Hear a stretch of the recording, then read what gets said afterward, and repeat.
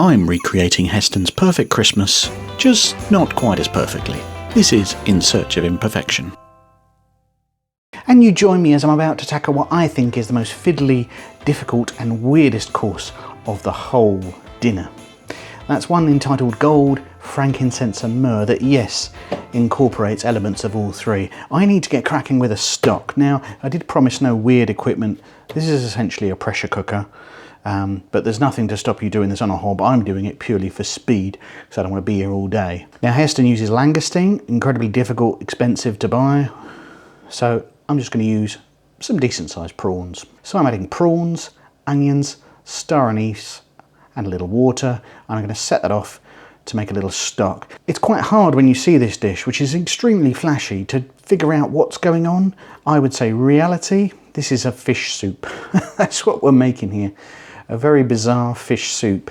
It's not the stock and soup itself that's difficult here, but some of the ingredients. You also have a weird array of garnishes, a bit of egg yolk, and a saffron and coffee bavarois, as well as incorporating gold, frankincense and myrrh into the dish itself, which I can't emulate what Heston's doing directly here at home, so I'm going to have to take some creative license. But I hope I capture enough of what's going on.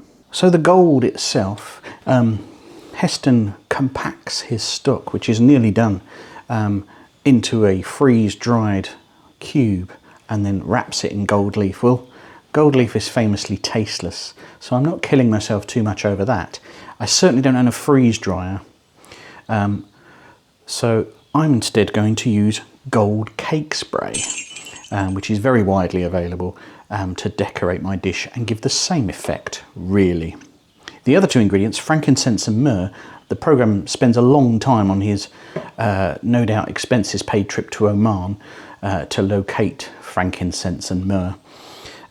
It's one of those things we talk about every single Christmas, and I don't really know what they are. So I managed to get some. I do not believe these will be edible, so therefore I'm going to need to incorporate their fragrance, their smell, their aroma into the dish.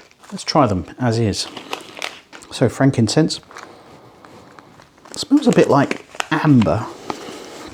It's quite sweet.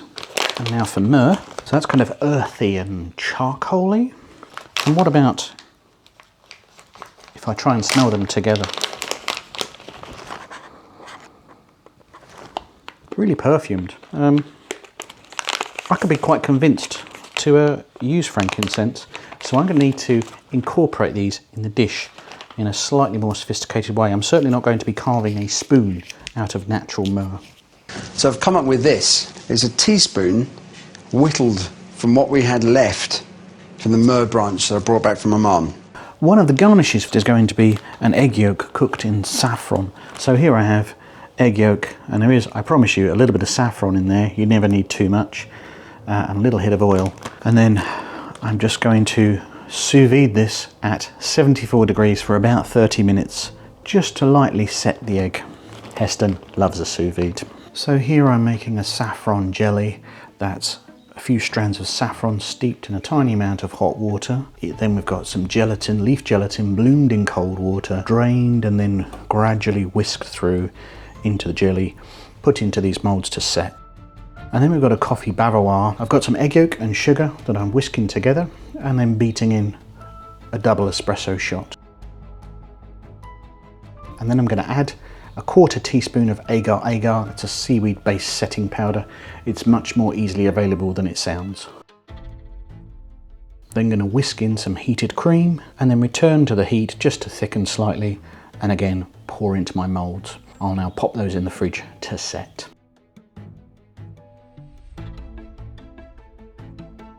My little buzzer has gone off, so let's have a look at our stock. So we have our prawns, onions and star anise. There's no flavourings or seasonings in here yet, so I guess we'll have to adjust for that. I mean, it's all those three things in that flavour. Slightly briny from our little prawn dudes, a hint of acidity from the onions, and that gentle perfume of star anise. So that's the core broth in our soup. Right, I think it's time to plate. I'm starting with a spray of gold so that it will be spread throughout the whole dish as we add our broth. Some pieces of cooked onion and a few of our prawns. Coffee bavarois and saffron gel. And in a nod to Heston serving, a teapot full of my broth. And I've just got my frankincense and myrrh over a burner where it's gently heating and releasing those aromas. So we have gold, frankincense and myrrh.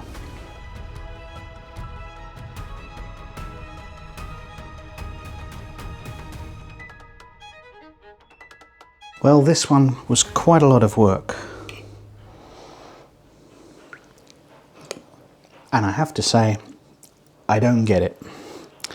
We've got a nice fish broth with bits of egg and bits of coffee, an occasional blast of saffron. It's just a collection of things. I'm fairly sure Heston put in the brief, I want a gold frankincense and myrrh dish, and then thought about how to do it later, and managed to get himself a trip to Oman out of it. So it's perfectly pleasant, as a soup course goes, but not one I'll be rushing to make again. This was the first real course of the Heston Perfect Christmas that I'm doing very imperfectly. Do hit subscribe to make sure you catch the next one.